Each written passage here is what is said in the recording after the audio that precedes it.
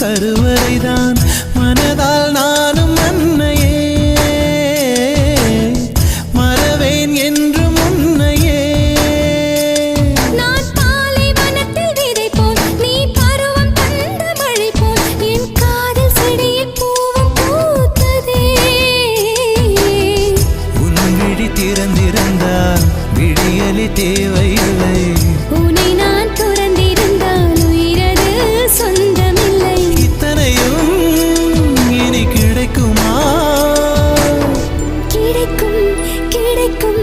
நான் கூட சொல்கிறேன் அழகே பிரம்மனிடம் மனு கொடுக்க போயிருந்தேன்